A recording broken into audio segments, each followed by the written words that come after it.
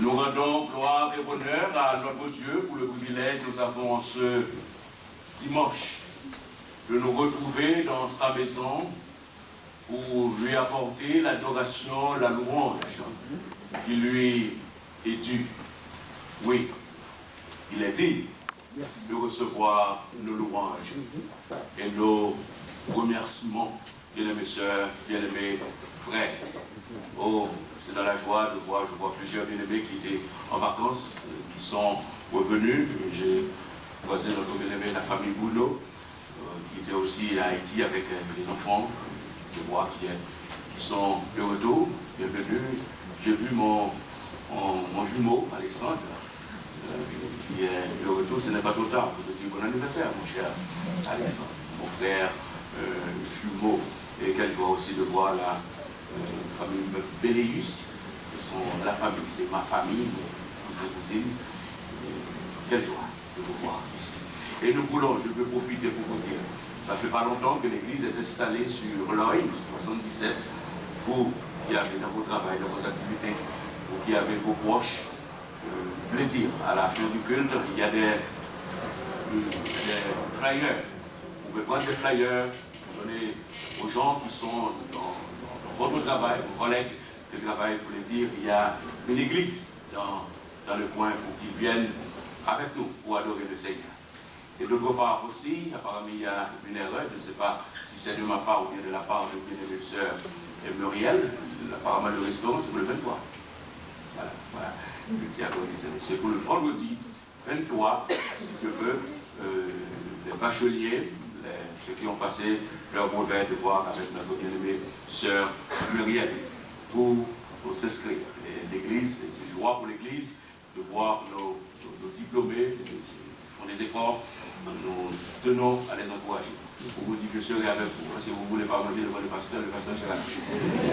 Voilà.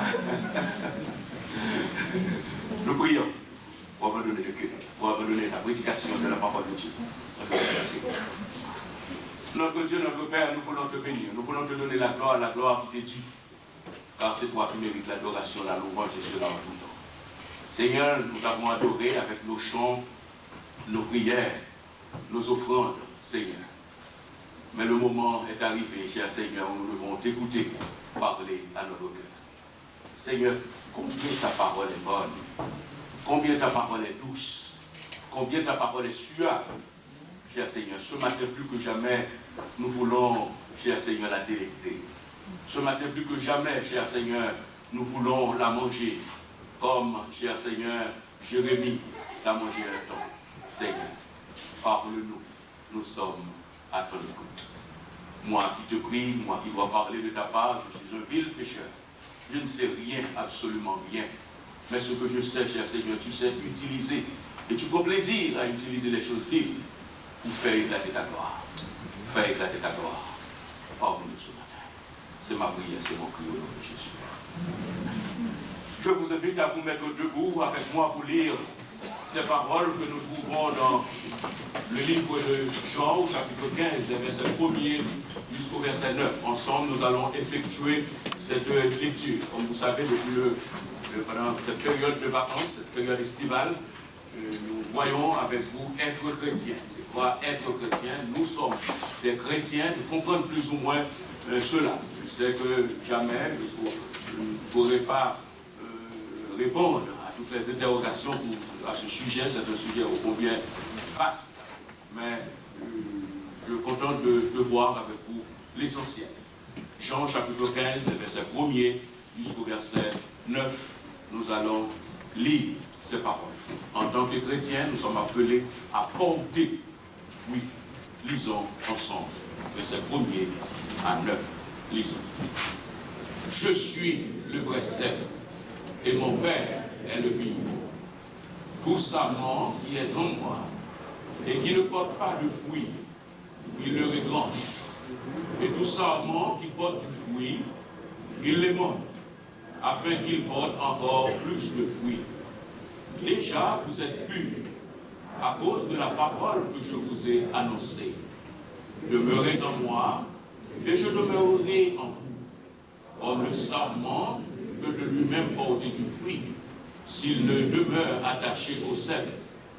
Ainsi, vous ne le pouvez non plus si vous ne demeurez en moi. Je suis le sel, vous êtes les sarments.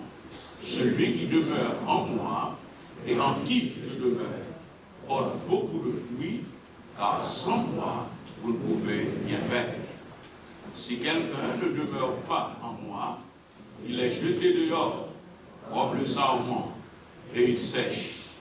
Puis on ramasse les sarments, on les jette au feu et ils brûlent. Si vous demeurez en moi, et que mes paroles demeurent en vous, demandez ce que vous voudrez, et cela vous sera accordé. Si vous portez du fruit, c'est ainsi que mon Père sera glorifié, et que vous serez mes disciples. Comme le Père m'a aimé, je vous ai aussi aimé. Demeurez dans mon amour. Parole du Seigneur. Amen. Priez pour ce soir. Demeurez dans mon amour. Être chrétien, c'est porter du fruit. Être dans le camp de Christ, c'est rester toute sa vie attaché à Jésus-Christ, qui est le sceptre. Porter du fruit, c'est ressembler à Christ. C'est porter ses caractères, plutôt que simplement le servir. Quand on est chrétien, on ne doit pas se contenter de servir, et non seulement se contenter de servir. On ne doit pas avoir les regards, les yeux rivés que sur le service. Mais notre regard, notre préoccupation première doit être: est-ce que je suis attaché à Jésus? Que de fois, nous pouvons avoir cette tendance de considérer le fruit. Mais sachez une chose, si on ne reste pas attaché au sceptre, il n'y a pas de fruit possible. Et c'est pourquoi il est plus important de tenir compte de notre attachement au sceptre, de notre attachement à Jésus-Christ, au lieu de voir les fruits que nous pouvons porter. Les fruits, c'est pour Dieu. Mais nous, ce dont nous avons besoin, c'est de rester attachés. Et c'est le texte qui nous dit: car sans moi,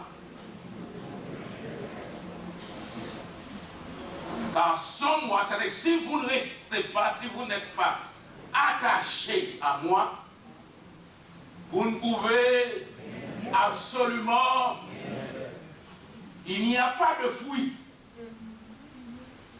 Si on ne reste pas attaché à la personne de Jésus-Christ, il est indispensable de rester attaché à la personne de Jésus-Christ. C'est en restant attaché à la personne de Jésus-Christ, nous recevons la sève nécessaire. La sève nécessaire qui est le Saint-Esprit, le langage spirituel. La sève nécessaire pour porter du fruit. Porter du fruit, c'est Dieu doit être glorifié dans cela. Nous l'avons vu il y a quelques dimanches de cela. Quand nous portons du fruit, Dieu est glorifié. Et c'est en portant du fruit, c'est le signe que nous sommes des disciples. Si nous ne portons pas de fruit, il n'y a pas ce signe valable, ce signe remarquable, pour que les uns et les autres donnent gloire et honneur à notre Dieu. Les caractéristiques de la vie des enfants de Dieu, c'est la vie de Christ. Nous sommes appelés à vivre comme Christ, à vivre pour Christ. Jésus-Christ est venu sur la terre, ce n'est pas pour le bon plaisir qu'il est venu, mais il est venu pour nous donner un modèle, pour que nous puissions avoir un exemple à suivre. Christ est notre modèle par excellence. Et le serviteur Paul a compris cela. Et c'est pourquoi il est dit en Galates au chapitre 2 au verset 20, la dernière partie, j'ai été crucifié avec Christ. Si je vis, ce n'est plus moi qui vis, mais c'est Christ qui vit en moi.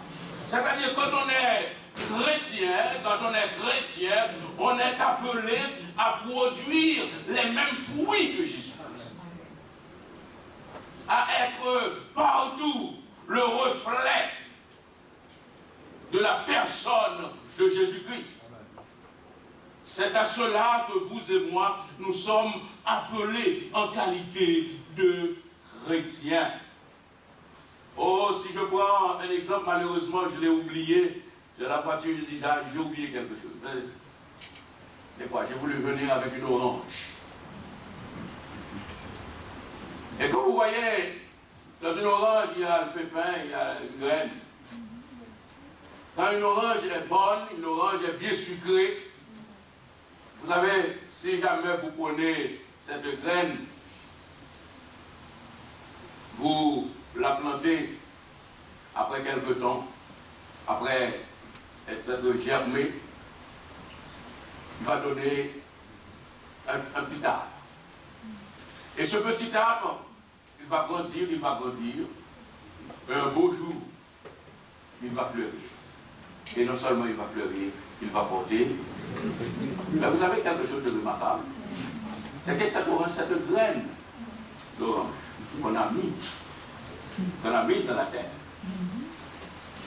au bout de quelques temps, elle va produire des oranges.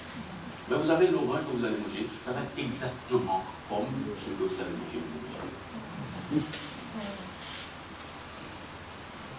C'est de même que Jésus-Christ nous donne son Saint-Esprit. Et c'est cet esprit que Dieu nous donne.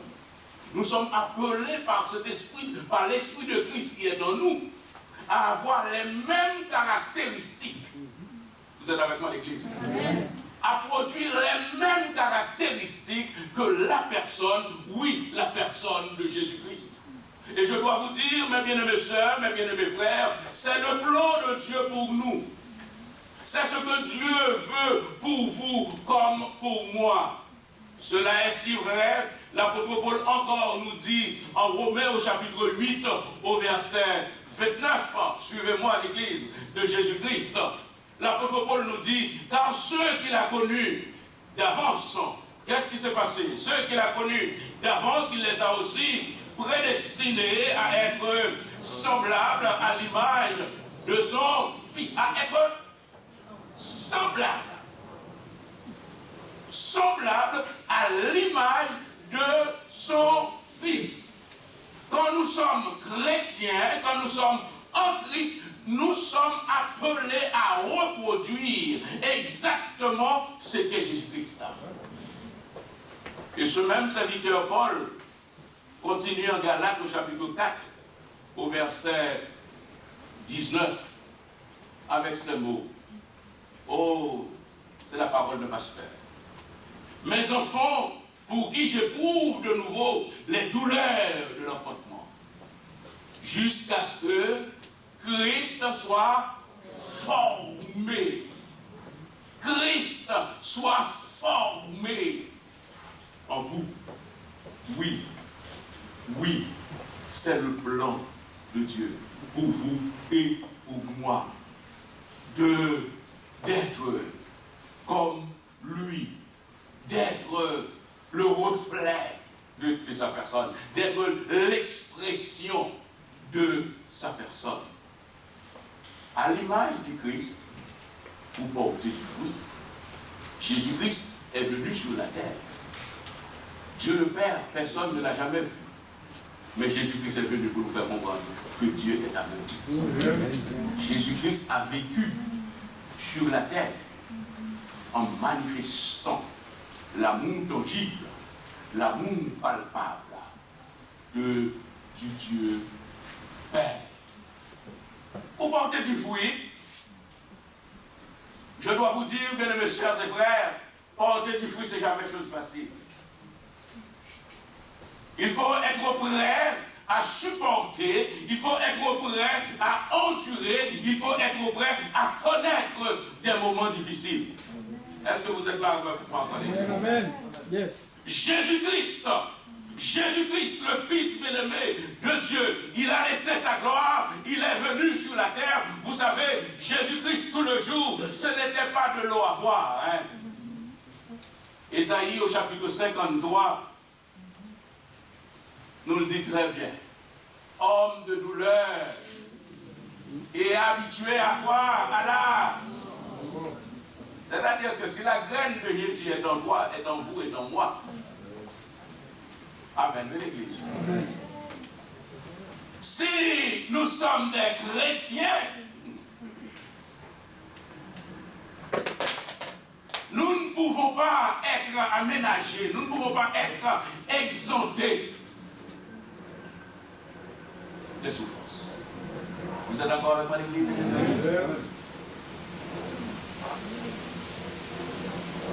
Les souffrances font partie intégrante et intégrale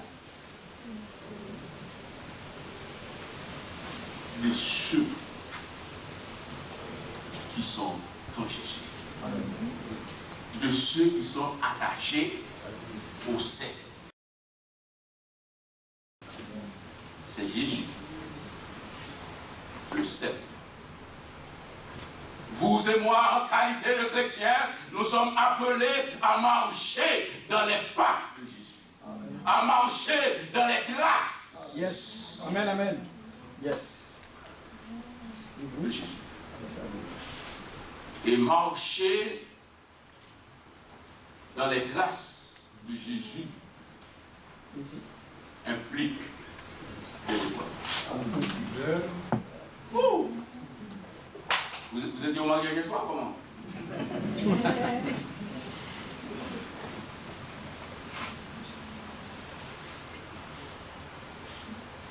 Être chrétien, cela fait appel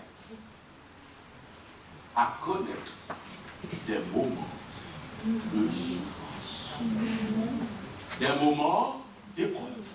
Et je veux le dire haut et fort pour ceux qui sont là ce matin et ceux qui sont appelés un jour à l'être et vous qui êtes là pour aller annoncer la bonne parole. Quand vous allez annoncer la bonne parole, ne dites pas à personne, si vous venez en Jésus, vous n'allez plus connaître de problème. Parce que c'est faux. Jésus-Christ ne l'a jamais dit. Non. Non.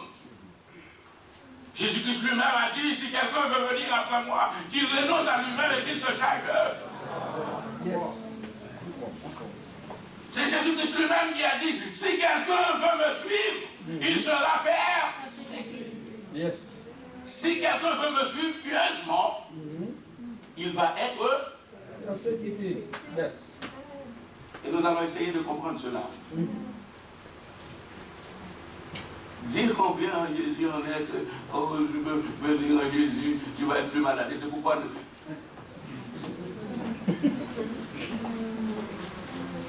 que Dieu m'accorde une place. Parce qu'il y a des églises qui sont remplies de monde aujourd'hui. Pourquoi? Parce que les gens ne veulent pas mourir. Les gens ne veulent pas être malades. Les gens ne veulent pas connaître des difficultés. Ils trouvent des gourous qui les font comprendre. Si on est chrétien, la maladie n'est pas pour vous. La mort n'est pas pour vous. La mort, c'est pour les autres. Mais béni soit l'Éternel, la Bible ne nous a jamais enseigné cela.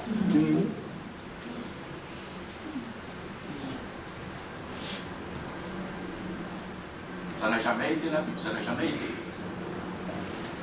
la parole de Dieu. Il y a cette semaine, il y a une sœur qui m'a fait voir une vidéo laquelle on voit, il y a un gourou qui est assis sur une chaise bureau, comme Jean-Luc sur sa chaise, là, il y a des gens qui viennent, les gens sont devant lui, il pose ses pieds sur la tête des gens, il passe de l'eau dans sa bouche, il jette sur la tête, au nom de Jésus, vous êtes guéris. Et vous prenez plaisir à danser dans de la musique comme ça. C'est vous qui êtes haïtiens. Vous adorez des lois sans connaître. C'est vrai. Amen.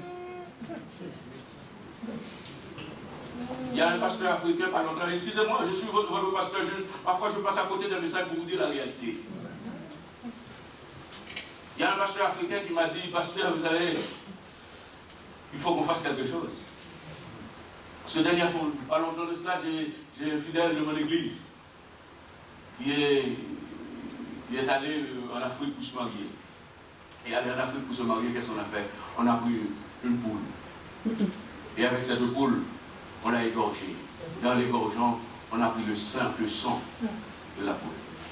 Pour mettre dans un verre, et après on a pris un truc pour une aiguille pour piquer les gens, pour mettre ce sang de chaque verre.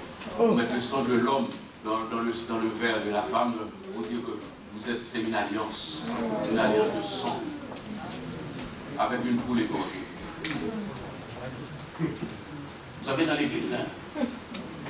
C'est pour qui ça? C'est les gens qui courent après les délivrances, après les guérisons, qui courent après les poires, après les barrettes. Mais pour vous dire, bien-aimés sœurs, bien-aimés frères, si nous sommes en Christ, nous sommes attachés à Jésus-Christ. Yes. Si la maladie vient, on prend la maladie. Quand les épreuves viennent, on prend les épreuves. Quand la mort vient, on prend la mort. Parce que tout simplement, pour le chrétien, quand on meurt, ce n'est pas la mort, mais c'est une transition. C'est changer de monde à un autre monde, à un monde meilleur. Yes. Changez-moi. Merci Seigneur. Et permettez-moi de vous dire, bien-aimés sœurs, bien-aimés frères, pour le temps qui me reste, comme prédicateur de l'évangile de cette église.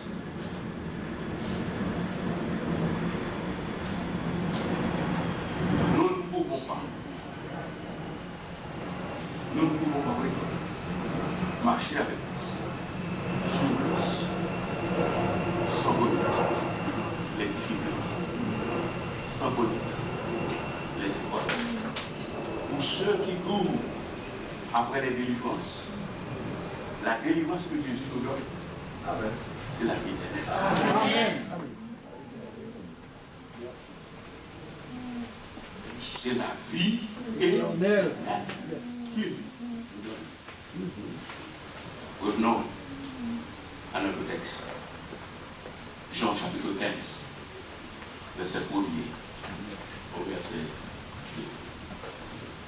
2. Le texte nous dit tout simplement: je suis le et mon Père est le vigneron. Tout sarment qui est en moi, qui ne porte pas de fruits, et tout sarment qu'il a fait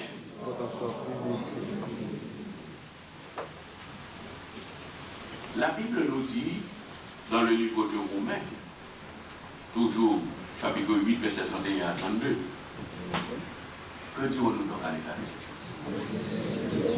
Si Dieu est pour nous, et continue à pouvoir, lui épargner son, mais qu'il a livré pour tous. Est-ce que vous êtes déjà arrivé de penser à cela?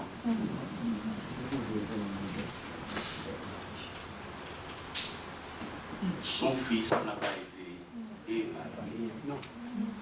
Son fils n'a pas été exempt alors qu'il est Dieu. Il est venu sur la terre, il est né dans une étable. Il a connu la misère. Qu'est-ce qu'il n'a pas connu? Hérode a tout fait pour le tuer. Est-ce que vous comprenez? Si Dieu n'a pas épargné son propre fils, c'est pas vous, quoi. Amen. Amen. Qui croyons en Jésus-Christ, Oh yes. nous allons être épanouis. Marcher dans les traces de Christ, c'est connaître les mêmes choses que Christ. Oh! Vous êtes avec moi encore l'église? Amen. Regardons quelque chose. Le texte nous parle de retrancher. Remarquez, qui retranche? Le verset 2. Qui est chargé de retrancher? Il y a des gens qui dorment, hein? Le vigneron, le père. Vos Bibles ne sont pas ouvertes, mais comment? C'est le père qui retranche. Qui est retranché?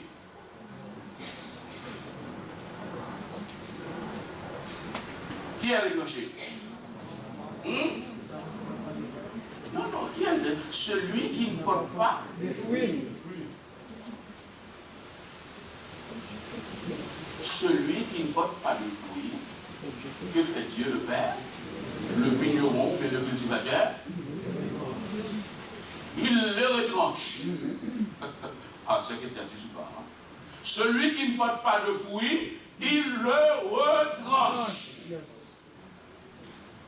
Et en retranchant celui qui ne porte pas de fruits, cela va au... Suivons ensemble. C'est affiché devant vous. C'est là aussi, voilà. Je suis en même temps que vous. Et tout sarment qui porte, qu'est-ce qui se passe? Afin qu'il porte encore, qui est monde?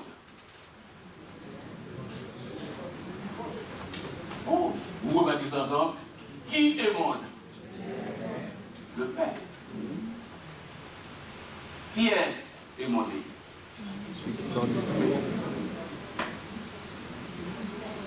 Celui qui ne porte pas de fruits. Celui qui porte le fruit, qu'est-ce qu'il fait? Le Père est bon. Pourquoi il est mort?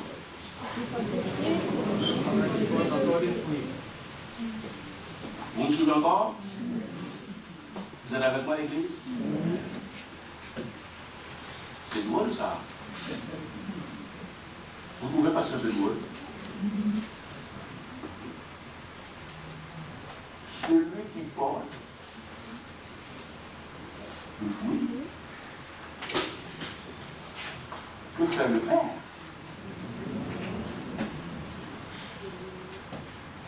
Il les montre. Vous qui êtes jardinier, vous savez c'est quoi émonder? Ben, je vais le dire. Émonder, c'est couper les bouches. C'est au point pour que la porte. Vous savez, on pourrait se dire tout simplement, enfin il est mieux de ne pas avoir de fruit. Si on porte le fruit, on doit être émondé.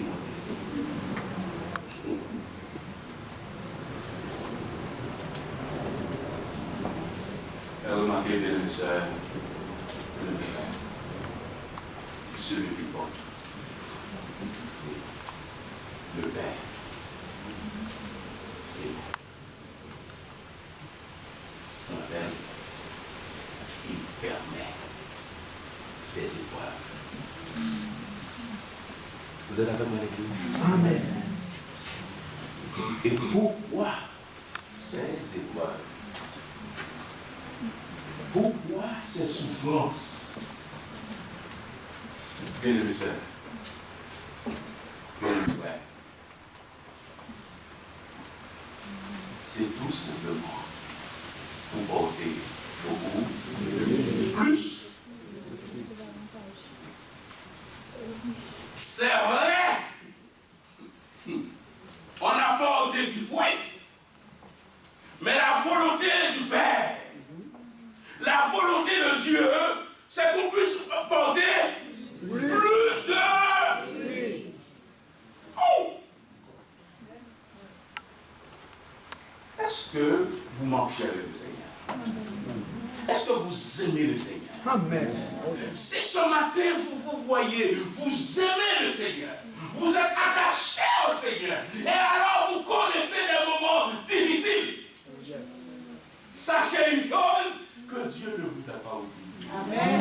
Mais au contraire, Dieu veut que vous alliez plus loin, encore plus loin.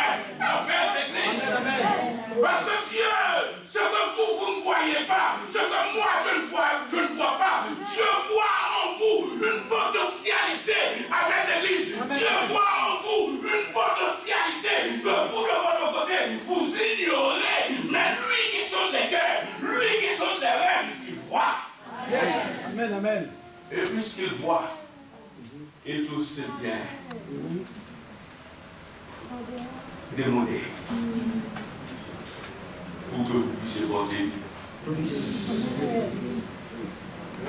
Amen. Quelquefois vous êtes en train de le verser. Si Dieu est pour vous, Amen. Oui,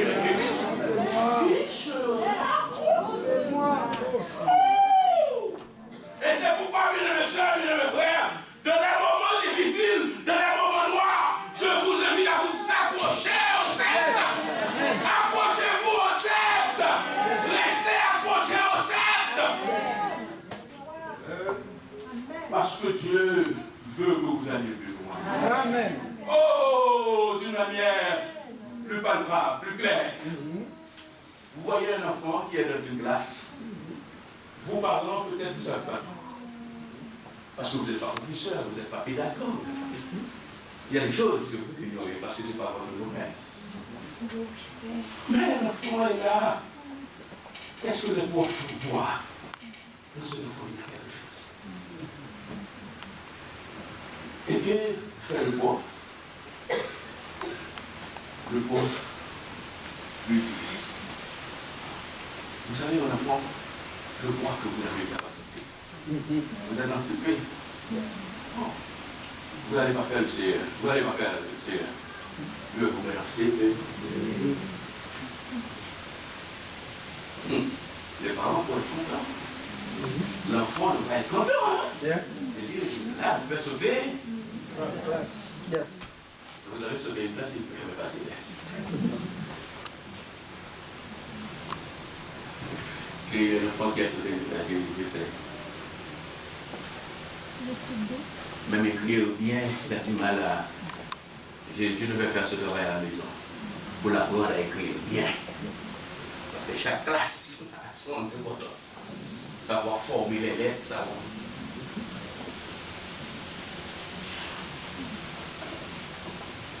Et voilà, pour cet enfant qui doit sortir de classe, sortir de ce pays, ne pas passer un poil glacé. Il doit sortir. Et non seulement, il doit s'habiter, mais il a une longueur d'avance sur les uns. Comme sur les autres.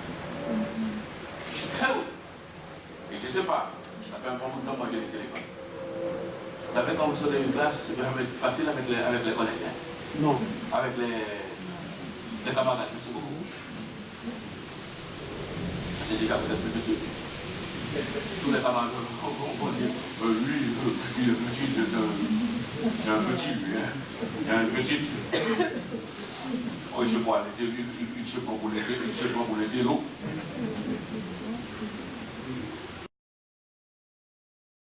Vous savez, mes soeurs et frères, c'est ce qui arrive souvent avec vos et moi quand nous sommes.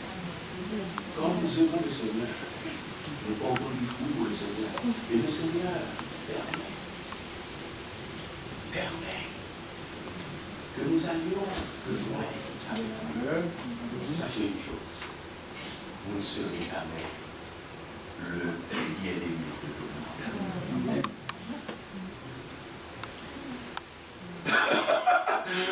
Vous n'allez pas être le bien-aimé des uns et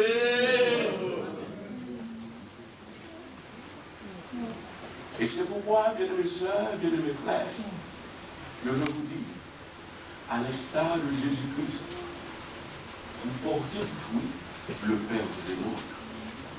Vous portez davantage de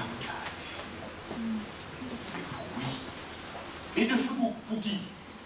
Pour Dieu, rien que pour Dieu, pour sa gloire, rien que pour sa gloire.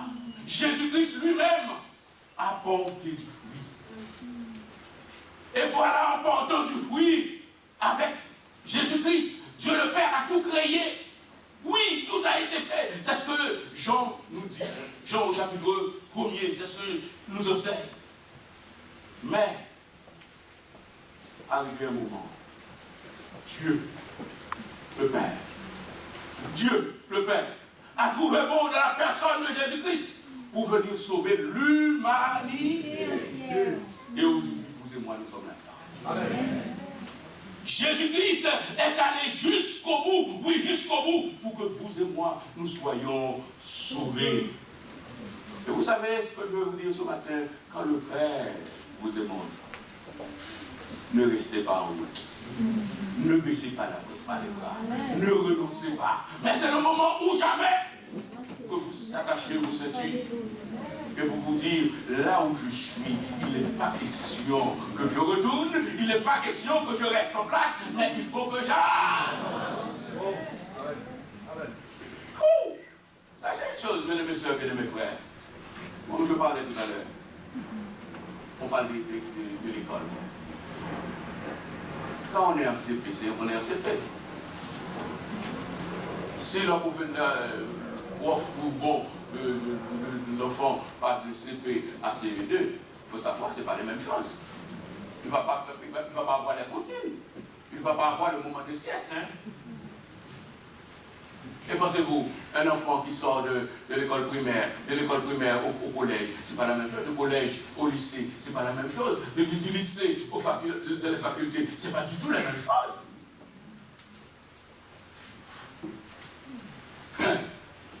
Et c'est pareil aussi quand on porte du fruit dans le Seigneur. Le Seigneur nous aime. Et chaque fois dans le Seigneur, on prend des grammes. On prend une promotion dans le Seigneur. Que des fois les uns et les autres sont prêts à prendre des promotions. Mais les conséquences des promotions, on n'est pas prêt. Vous savez, quand on prend des promotions en Dieu, j'aime bien dire ces mots. Nous sommes des cobayes de Dieu. Vous vous rappelez de Job? Vous vous rappelez des épreuves de la vie de Job? Oh, Satan va auprès de Dieu. Mais Dieu lui a dit, cet homme, il est pour moi. Pourquoi Dieu n'a pas choisi quelqu'un d'autre, mais il a choisi celui qui est pour moi. Et vous savez, quand nous portons du fruit, Dieu, quand il doit choisir, il choisit nous. Pourquoi? Pour manifester ça. Pour manifester sa puissance. Et ce matin, bien mes soeurs, bien mes frères, dans quelle épreuve vous êtes? Oh, ce qui est formidable, bien mes soeurs, bien mes frères, quand Dieu permet des épreuves sur notre chemin, les épreuves, c'est pour un temps déterminé. C'est pour un temps déterminé, bien déterminé. Et ce matin, si vous êtes dans une épreuve, je veux vous inviter à tenir bon. D'accord? Tenez bon, criez en avant. Et dans 1 Pierre, mes bien-aimés sœurs, chapitre 4, verset 12 au verset 17, nous pouvons lire ces mots. Bien-aimés, ne soyez pas surpris comme d'une chose étrange qui vous arrive, de la fournaise qui est au milieu de vous pour vous éprouver. Réjouissez-vous au contraire de la part que vous avez aux souffrances de Christ, afin que vous soyez aussi dans la joie et dans l'allégresse lorsque sa gloire apparaîtra. Si vous êtes outragés pour le nom de Christ, vous êtes heureux parce que l'esprit de gloire, l'Esprit de Dieu repose sur vous, que nul de vous, en effet, ne souffre comme meurtrier, ou voleur, ou malfaiteur, ou comme ségérant dans les affaires de Dieu. Mais si quelqu'un souffre comme, amen, comme chrétien, qu'il n'en ait point honte, et que plutôt, il glorifie Dieu à cause. Pourquoi vous souffrez ce matin? Parce que vous êtes chrétien. Parce que vous suivez Christ. Parce que vous marchez de la voie de Christ. Non. L'épreuve dans laquelle vous vous trouvez ne doit pas vous empêcher d'adorer. Ne doit pas vous empêcher de chercher Dieu, de vivre pour Dieu, bien-aimés sœurs, bien-aimés frères. Oui, les souffrances, Jésus a connu. Mais d'autres choses aussi. Jésus a connu. Jésus était la lumière. Amen, les bénis. C'est une prophétie déjà en Ésaïe, chapitre 8, en Ésaïe, au chapitre 9. Mais voilà cette lumière qui est venue dans le monde. Qu'est-ce qui s'est passé avec cette lumière? Quelle est la véritable lumière? L'évangéliste Jean nous dit, au chapitre 1er, verset 2, à continuer jusqu'au verset 11. La véritable lumière est venue. Les uns les autres ont revêté la lumière. Les ténèbres ne supportent pas la lumière. Et peut-être, vous, dans votre travail, dans votre université, dans votre entourage, vous voulez qu'on vous aime. Mais je dois vous dire, vous êtes appelés à aimer tout le monde. Amen. Mais tout le monde n'est pas appelé à aimer. Est-ce que vous me suivez là? Amen. Vous êtes appelés en qualité de chrétien à aimer tout le monde. Mais tout le monde ne peut pas vous aimer. Amen. Pourquoi tout le monde ne peut pas vous aimer? Parce que vous êtes lumière. La lumière qui est en vous fait fuir les ténèbres. Il y a des gens, je dois vous dire, bien mes soeurs et frères, qui ne vont pas rester un moment avec vous. Ils sont prêts, vous les voyez, ils sont ouverts. Ils sont prêts à discuter avec tout le monde. Mais quant à vous, si vous êtes lumière, vous n'y a pas question.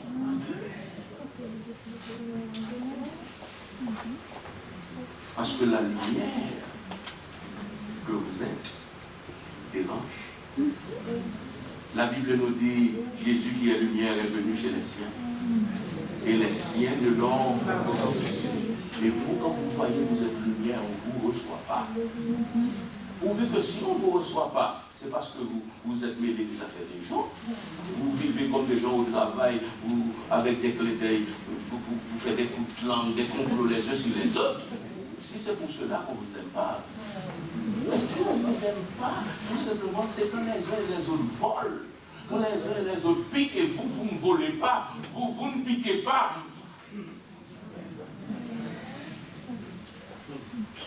C'est pas, c'est la rentrée. C'est la rentrée pour le travail aussi. Pendant un mois, vous n'étiez pas là, il y a des gens qui étaient tranquilles. Vous savez, je ne sais pas que c'est attention, bien mes soeurs et frères. Vous savez, vous voyez des gens, c'est comme une grande fête. Mais dès que vous arrivez, vous voyez des gens. Qu'est-ce qui se passe? Il ne faut pas chercher à dire, ah non. Que des fois, vous savez qu'est-ce qui se passe? Parce que les gens sont en train de danser, je ne sais pas. Et quand vous arrivez, vous voyez tout le monde se replie sur eux-mêmes. Non, il ne faut pas changer. Il faut rester, continuer comme vous êtes. Il faut rester comme vous êtes. Et parce que, tout simplement, vous êtes porteur de quelque chose. Parce que si vous voyez, les gens étaient dans la dissolution, et vous arrivez, rien ne change. C'est qu'elle démoulait cette encore. 10 centimes. Et c'est combien c'est non, on le fait. Jésus est une lumière. Cette lumière est venue dans le monde. Le monde ne l'a pas reçu. Et c'est à cela, bien-aimés sœurs, bien-aimés frères, que nous sommes appelés. Oh, une chose, quand nous sommes rejetés, en 1 Jean chapitre 3, verset 1 au verset 2, il nous dit très clairement, le monde ne peut pas nous connaître. Parce que le monde ne connaît pas Dieu. Si le monde ne connaît pas Dieu, comment vous voulez que vous qui êtes à Dieu, vous qui appartenez à Dieu, que le monde vous accepte? Dernière partie de mon message. Attachez-vous à Christ. Attachons-nous à la personne de Jésus-Christ. Et étant attachés à la personne de Jésus-Christ en qualité de lumière. Je vais lire ces paroles avec vous. Éphésiens chapitre 5, verset 8 au verset 13. Jésus-Christ est lumière. Et nous sommes en lui. Nous sommes en lui. Nous sommes aussi lumière. Nous ne sommes plus comme autrefois. Mais nous sommes des gens transformés par Jésus-Christ. Et voilà ce qu'il nous dit. Autrefois, vous étiez ténèbres. Et maintenant, vous êtes lumière. C'est pourtant cela, mes soeurs et frères. Vous êtes lumière en qui? Dans le Seigneur. Sans le Seigneur. Est-ce que vous me suivez? Si vous n'êtes pas connecté à Jésus-Christ, vous n'êtes pas lumière. Si je ne suis pas connecté à Jésus-Christ, je ne suis pas lumière. Non. Mais nous sommes lumière dans le Seigneur. Et puisque nous sommes lumière dans le Seigneur, qu'est-ce qu'il nous a dit? Marchez comme des enfants de lumière. Car le fruit de la lumière consiste en toutes sortes de bonté, de justice et de vérité. Examinez ce qui est agréable au Seigneur. Et ne prenez point part aux œuvres infructueuses des ténèbres, mais plutôt en la lumière. Car il est honteux de dire ce qu'ils font en secret, mais tout ce qui est condamné est manifesté par la lumière, car tout ce qui est manifesté est lumière. C'est à cela, bien-aimés sœurs, c'est à cela, bien-aimés frères, que nous sommes appelés. Oh oui, il n'a pas été exempt, Jésus-Christ, des épreuves. Il a été lumière. Il a été lumière. Une chose, il n'a pas péché. C'est vrai, il a connu des épreuves, mais il n'a jamais baissé les bras. Il est allé jusqu'à la mort de la croix. Et la Bible nous dit, devant les mépris, devant les complots, devant les coups, Jésus-Christ n'a jamais injurié personne. Il n'a jamais injurié personne.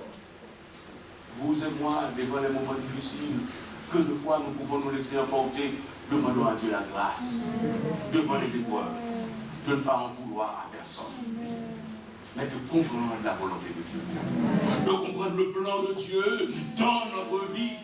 Et encore, nous sommes lumière dans les ténèbres. Brillons pour Jésus. Brillons pour Jésus. Dans Matthieu chapitre 5 au verset 16, il nous dit, c'est en brillant. Dieu va être glorifié.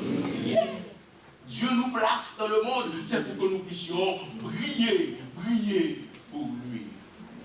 Et je termine par ce témoignage, par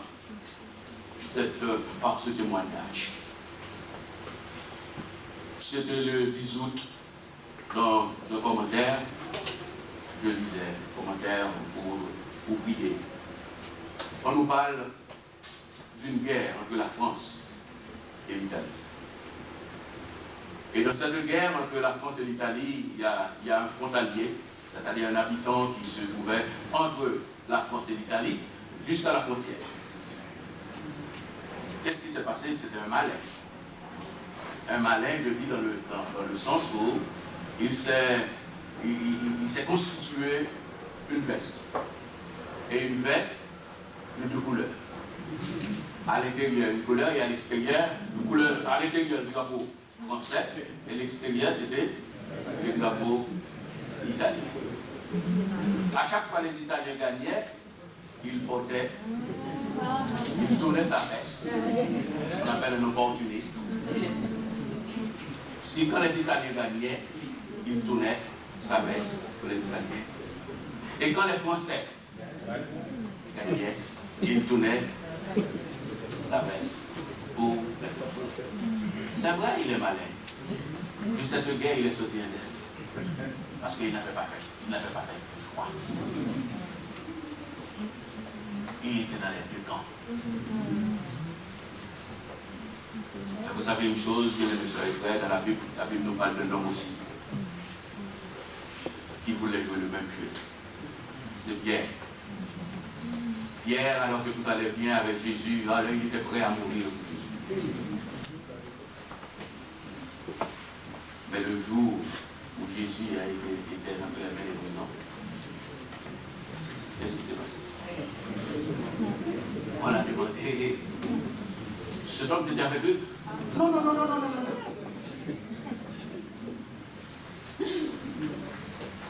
Être chrétien, c'est un choix dans les bons comme dans les mauvais jours. On n'est pas chrétien quand tout va bien et on ne sait pas qui on est. Comme ça.